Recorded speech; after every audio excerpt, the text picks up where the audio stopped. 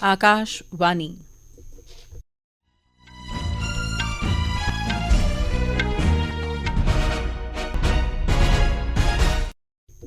खबरां श्रुति खजूरिया कोला। पैह्ले खास खबरां। प्रधानमंत्री नरेंद्र मोदी होरें आखेआ जे विकसित भारत युवा नेता संवाद देसै दे युवाएं गी राष्ट्र दी विकास यात्रा च शामिल करने दी इक अनोखी पैह्ल ऐ। गृहमंत्री होरें सब्भनें राज्यें सोयां नशीले पदार्थें खिलाफ लड़ाई च केंद्र कन्नै सहयोग करने दा आह्वान कीता। केंद्रीय सूचना ते प्रसारण मंत्री अश्विनी वैष्णव होरें पुणे च centre for Advance Computing development CDC दा दौरा कीता। उनें तेजा JAS चोट चिप दा उद्घाटन कीता। भारत अधिकारिक सांख्यिकी आस्तै बिग डेटा ते डेटा साइंस पर संयुक्त राष्ट्र दे माहिरें दी समिति च शामिल होई गेआ ऐ। लोकसभा अध्यक्ष ओम बिरला होरें 2026 च राष्ट्रमंडल देसें दे संसदें दे अध्यक्षें ते पीठासीन अधिकारिएं दे 28वें सम्मेलन च भारत दी मेजबानी करने दी घोषणा कीती ऐ।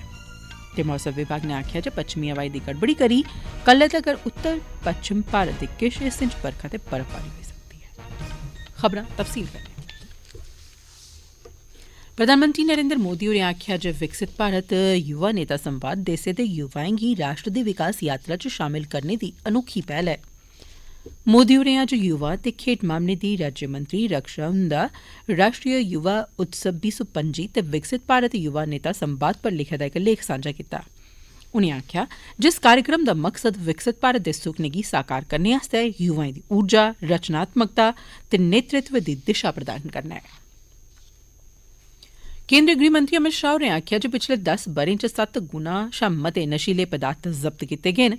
उनें आखेआ जे प्रधानमंत्री नरेंद्र मोदी हुंदी अगुवाई च नशे खिलाफ लड़ाई गी नमीं ताकत थ्होई ऐ। शाह होरें नशीले पदार्थें दी तस्करी ते राष्ट्रीय सुरक्षा पर नमीं दिल्ली च क्षेत्रीय सम्मेलन दी अध्यक्षता करदे होई आखेआ जे पिछले 10 ब'रें च 56,800 करोड़ रपेऽ सोयां मते मुल्ल दे नशीले पदार्थें गी नष्ट कीता गेआ ऐ। उनें आखेआ जे 2024 च 16,900 करोड़ रपेऽ सोयां मते मुल्ल दे नशीले पदार्थ जब्त कीते गे, जेह्ड़े आजादी मगरा सब्भनें थमां मते न। उनें आखेआ जे मुल्ख भरै च नारकोटिक कंट्रोल ब्यूरो ते पुलस नै नशीले पदार्थें खिलाफ कारवाई कीती ऐ, जिसदे कन्नै युवाएं ते समाज गी नशा मुक्त भविक्ख आह्ली पेठा लेई जाने च मजबूती थ्होग। शाह होरें आखेआ जे सरकार नै सख्त कारवाई राएं नशीले पदार्थें दे पूरे पराते तंत्र गी नष्ट करने दा सख्त सनेहा दित्ता ऐ। गृहमंत्री होरें सब्भनें राज्यें सोयां नशीले पदार्थें खिलाफ लड़ाई च केंद्र सरकार कन्नै सहयोग करने दा आह्वान कीता। शाह होरें आखेआ जे देसै च कुसै बी हालात च नशीले पदार्थें दी तस्करी नेईं होन दित्ती जाग। उनें राज्यें सोयां नागरिकें बश्कार मानस हैल्पलाइन दा प्रचार करने दा बी आग्रह कीता। कार्यक्रम दौरान गृहमंत्री होरें नशीले पदार्थें गी नष्ट करने दे पखवाड़े ते सारे राज्यें ते केंद्र शासित प्रदेशें च मानस 2 हैल्पलाइन दे विस्तार दा उद्घाटन कीता। नशीले पदार्थें गी नष्ट करने दे पखवाड़े दा अभियान इस म्हीने दी 25 तरीक तगर जारी रौह्ग। इस दौरान कुल 44,000 किलोग्राम सोयां मते नशीले पदार्थें गी नष्ट कीता जाग। केंद्रीय संस्कृति ते सैलसफा सरबंधी मंत्री गजेंद्र सिंह शेखावत होरें अज्ज कोलकाता दे साइंस सिटी च जलवायु परिवर्तन पर इक कला गैलरी दा उद्घाटन कीता। इस गैलरी दा नां ऑन द एज ऐ। 2 मंजिलें च 10,000 वर्ग फीट च फैली दी एह् गैलरी इक विशेष अनुभव प्रदान करदी ऐ। इस मौके पर शेखावत होरें आखेआ जे सरकार वैज्ञानिकें दे कन्नो कन्नी आम लोकें गी बी पर्यावरण दी सुरक्षा दी जिम्मेदारी लैनी होग। उनें भारत दे प्रधानमंत्री नरेंद्र मोदी हुंदे आसेआ शुरू कीते गेदे अभियान एक पेड़ मां के नाम दी बी भूमिका पर बी जोर दित्ता। उनें आखेआ जे केंद्र सरकार नै पिछले 10 ब'रें च 80 करोड़ बूह्टे लाए न। केंद्रीय व्यापार ते उद्योग मंत्री पीयूष गोयल होरें आखेआ जे भारत नै दुनिया दे सब्भनें शा बड्डे डेटा केंद्र आह्ले देसै दे तौर पर कायम होने दा लक्ष्य रक्खे दा ऐ।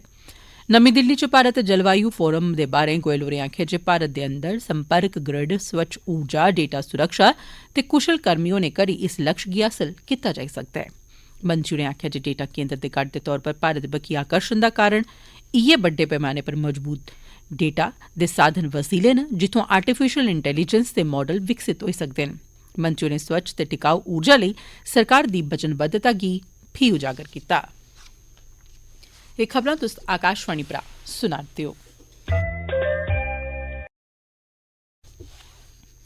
केंद्रीय सूचना ते प्रसारण मंत्री अश्विनी वैष्णव होरें अज्ज पुणे दे Centre for Advance Computing Development CDC दा दौरा लाया। उनें सुपर कंप्यूटर प्रौद्योगिकी विकास ते उद्योगिक कंपनियें आस्तै इस्तेमाल इलैक्ट्रॉनिक उपकरणें दी चिप ते होरनें तकनीकी उपकरणें दे विकास दे सरबंधै च सीडैक दे कम्मै दी समीक्षा कीती।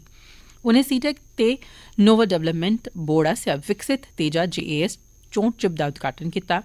वैष्णव होरें संवाददाताएं कन्नै गल्ल करदे होई आखेआ जे इलैक्ट्रानिक कंपनी आस्तै लोड़चदी चिप ते सैमीकंडक्टर विकसित करने दे मकसद कन्नै रंजनगांव च इक इलैक्ट्रानिक क्लस्टर स्थापित कीता जाग। केंद्रीय मंत्री होरें पुणे च भारतीय फिल्म ते टेलीविजन संस्थान दा बी दौरा लाया ते संस्थान दे छात्रें कन्नै गल्लबात कीती। वैष्णव होरें संस्थान परिसर च मुक्ख सभागार दा बी उद्घाटन कीता। भारत अधिकारिक सांख्यिकी आस्तै बिग डेटा ते डेटा साइंस पर संयुक्त राष्ट्र दे माहिरें दी समिति च शामल होई गेआ ऐ। भारत हुन अधिकारिक सांख्यिकी मकसद आस्तै बिग डेटा ते डेटा साइंस दा इस्तेमाल करने च वैश्विक मानकें ते सरबंधी चीजें गी आकार देने च योगदान देग। सांख्यिकी मंत्रालय ने इक बयानै च आखेआ जे माहिरें दी इस टीम च भारत दा शामल होने देसै दे सांख्यिकी पारिस्थितिकी तंत्र आस्तै महत्वपूर्ण गैं ऐ। मंत्रालय ने दस्सेआ जे माहिरें दी समिति च देसै दी सक्रिय हिस्सेदारी, डेटा इनोवेशन लैब दी स्थापना ते वैकल्पिक डेटा स्रोतें दी खोज इसदे जतनें गी उजागर करोग। संयुक्त राष्ट्र दे माहिरें दी एह् समिति बिग डेटा दे लाह् ते चुनौतिएं दी जांच आस्तै बनाई गेई ही, जिसदे च सतत विकास लक्ष्यें पर निगरानी ते रिपोर्टिंग दी क्षमता शामिल ऐ। अयोध्या च श्री राम जन्म भूमि मंदिर च रामलला प्रतिष्ठा दी पैह्ली ब'रेगंढ दे मौके पर 3 रोज़ा प्रतिष्ठा द्वादशी उत्सव अज्जै थमां शुरू होआ। इस मौके पर श्री राम मंदिर गी 50 क्विंटल सोयां मते फुल्लें कन्नै सजाया गेदा ऐ। रामलला दा पंचामृत ते सरयू जल कन्नै अभिषेक कीता गेआ ते 56 भोग दा प्रसाद चढ़ाया गेआ ते महाआरती बी कीती गेई। प्रधानमंत्री नरेंद्र मोदी होरें अयोध्या च श्री राम लला दी प्राण प्रतिष्ठा दा इक ब'रा पूरा होने दे मौके पर अज्ज सब्भनें देशवासियें गी मुबारकबाद दित्ती। सोशल मीडिया पर कीते गेदे इक पोस्ट च मोदी होरें आखेआ जे केईं सदियें दे बलिदान, सबर ते संघर्ष दे मगरा इस मंदर दा निर्माण होआ हा। उनें इस मंदर गी साड़ी संस्कृति ते आध्यात्मिकता दी इक महान विरासत करार दित्ता। प्रधानमंत्री होरें विश्वास जताया जे एह् भव्य राम मंदर भारत गी विकसित राष्ट्र बनाने दे ध्येइये गी पूरा करने दी इक बड्डी प्रेरणा बनोग। जम्मू कश्मीर लेई इक महत्वपूर्ण पैह्लकदमी दे तैह्त प्रधानमंत्री नरेंद्र मोदी होर औंदी 13 जनवरी गी बड़े मते सामरिक महत्वै आह्ली 6 किलोमीटर 400 मीटर लम्मी सोनमर्ग सुरंग दा उद्घाटन करङन।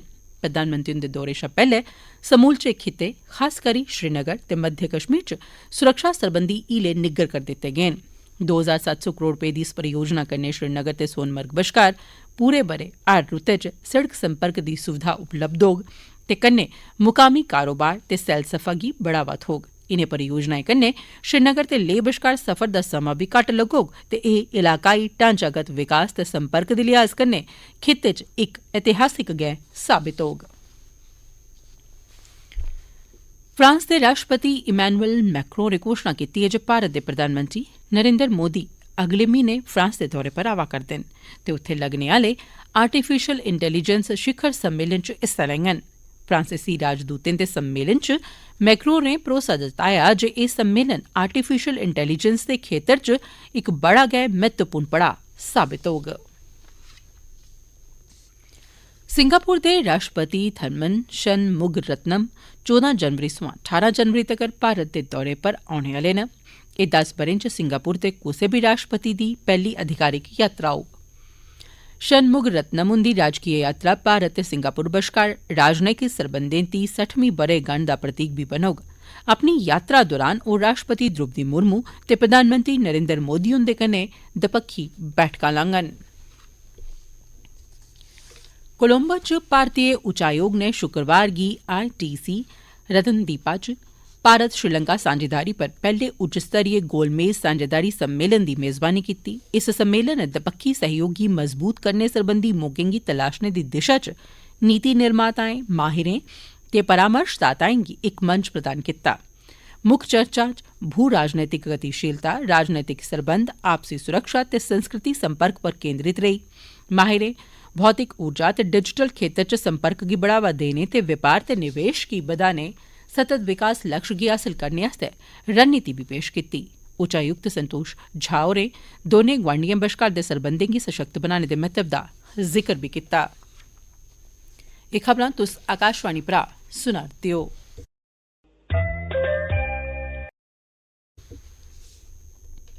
लोकसभा अध्यक्ष ओम बिरला होरें 2026 च राष्ट्रमंडल देसें दी संसद दे अध्यक्षें ते पीठासीन अधिकारिएं दे 28वें सम्मेलन दी भारत आसेआ मेजबानी करने दी घोषणा कीती ऐ।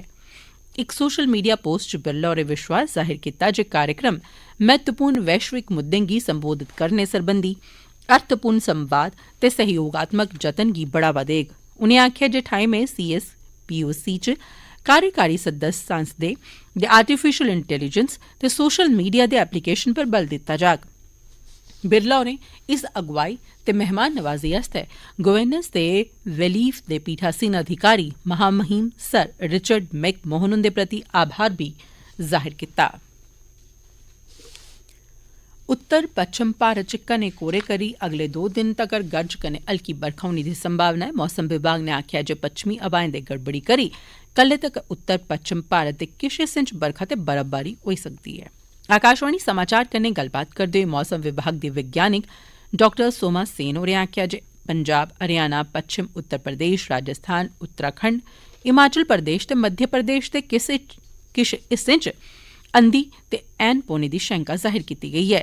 सेन होरें आखेआ जे इस म्हीने दी 14 तरीक तगर बडलै ते राती दौरान दिल्ली, पंजाब, हरियाणा, चंडीगढ़, उत्तर प्रदेश, हिमाचल प्रदेश, राजस्थान ते मध्य प्रदेश च घना कोहरा छाए दा रौह्ग। कल्लै तगर उप हिमालयी, पच्छम बंगाल, सिक्किम, बिहार, ओडिशा ते पूर्वोत्तर च भी ऐसी गै स्थिति बने रौह्ने दी मेद जाहिर कीती गेई ऐ। मौसम विभाग ने अगले 3 दिनें च उत्तर पच्छम भारत च घट्टोघट्ट तापमान च 2 सोयां 3 डिग्री सेल्सियस दे बाद्धे दा अनुमान जाहिर कीता ऐ। राष्ट्रीय राजधानी दिल्ली च घने कोहरे दी स्थिति आस्तै येलो अलर्ट जारी कीता गेआ ऐ। घने कोहरे करी केईं रेल गड्डिएं ते डोआरिएं दी सेवा बाधित होई। दिल्ली औने आह्ली करीबन 26 ट्रेनां 9 सोयां 10 घैंटे दे चिरे तगर चला करदियां हियां। इस दौरान दिल्ली हवाई अड्डे नै आखेआ जे हवाई अड्डे पर घट्ट नजरी औने आह्ली स्थिति अजें बी जारी ऐ। हालांकि डोआरिएं दी आवाजाही पर कोई असर खास नेईं पेआ ऐ। यात्रिएं गी सलाह दित्ती जंदी ऐ जे ओह् बोर्डिंग सोयां पैह्ले अपनी ट्रेन ते डोआरिएं दी ताजा स्थिति दी जांच करी लैन। केंद्रीय मंत्री डॉ जितेंद्र सिंह होरें जम्मू च मौसम सरबंधी इलाकाई केंद्र स्थापित करने दी घोषणा कीती ऐ। एह्दे कन्नै खित्ते च मौसम सरबंधी सेवाएं गी होर बेहतर बनाने च मदद थ्होग। मौसम विभाग दे 150 ब'रे पूरे होने दे सरबंधै च आयोजित कार्यशाला गी संबोधित करदे होई मंत्री होरें आखेआ जे इस नमें केंद्र कन्नै खित्ते दी टकोह्दी चुनौतिएं कन्नै निब्बड़ने च मदद थ्होग ते मौसम सरबंधी स्हेई ते सटीक जानकारियां उपलब्ध होङन। प्रधानमंत्री नरेंद्र मोदी होर 14 जनवरी गी इस सरबंधै च कार्यक्रम दी सदारत करङन। केंद्रीय मंत्री होरें आलमी सतह पर इक अगुआ दे तौर पर उभरियै सामने औने लेई भारतीय मौसम विभाग दी सराहना कीती। उनें आखेआ जे जम्मू कश्मीर च एक्स बैंड रडार ते भलेआं अज्जै कल्लै दिएं तकनीकें कन्नै लैस ते आपूं कम्म करने आह्ले मौसम सरबंधी केंद्र मते महत्व आह्ले कार्यक्रम दौरान सटीक जानकारियां हासल करोआंदे न। एह् जतन सरकार दे मिशन मौसम कन्नै जुड़े दा ऐ ते जेह्दा मकसद भारत गी हर मौसम लेई त्यार ते क्लाइमेट स्मेट बनाना ऐ तां जे विकास बाद्दे दी बत्ता पर अगड़े बधने दा कोई बी माड़ा असर पर्यावरण ते आबोहवा पर नेईं पवै। जम्मू कश्मीर दे लेफ्टिनेंट गवर्नर मनोज सिन्हा होरें साबका प्रधानमंत्री सुर्गवासी लाल बहादुर शास्त्री होरें गी उंदी पुण्यतिथि पर श्रद्धांजलि भेंट कीती। सोशल मीडिया पर कीती गेदी इक पोस्ट च एलजी होरें लाल बहादुर शास्त्री होरें गी मान सम्मान, सादगी ते अखंडता दी मूरत करार दित्ता। उनें आखेआ जे शास्त्री होरें राष्ट्र दी तरक्की ते कल्याण आस्तै केईं अहम सुधार कीते ते उंदे विचार भारत गी खुशहाल ते आत्मनिर्भर बनाने लेई सदा साढ़े सभनें दा मार्गदर्शन करदे रौह्ङन। खीरै च खास खबरां इक बारी परतियै। प्रधानमंत्री नरेंद्र मोदी होरें आखेआ जे विकसित भारत युवा नेता संवाद देसै दे युवाएं गी राष्ट्र दी विकास यात्रा च शामल करने दी इक अनोखी पैह्ल ऐ। गृहमंत्री होरें सब्भनें राज्य सोयां नशीले पदार्थें खिलाफ लड़ाई च केंद्र सरकार कन्नै सहयोग करने दा आह्वान कीता। केंद्रीय सूचना ते प्रसारण मंत्री अश्विनी वैष्णव होरें अज्ज पुणे च centre for Advance Computing Development CDC दा दौरा कीता। उनें तेजा JAS चोट चिप दा उद्घाटन कीता। भारत अधिकारिक सांख्यिकी आस्तै बिग डेटा ते डेटा साइंस पर संयुक्त राष्ट्र दे माहिरें दी समिति च शामिल होई गेआ ऐ। लोकसभा अध्यक्ष ओम बिरला होरें 226 च राष्ट्रमंडल देसें दी संसद दे अध्यक्षें ते पीठासीन अधिकारिएं दे 28वें सम्मेलन दी भारत आसेआ मेजबानी करने दी घोषणा कीती ऐ ते मौसम विभाग ने आखेआ जे पच्छमी हवाएं दी गड़बड़ी करी कल्लै तगर उत्तर पच्छम भारत दे किश हिस्सें च बरखा ते बर्फबारी होई सकदी ऐ। एह्दे कन्नै गै खबरें दा बुलेटिन समाप्त होआ।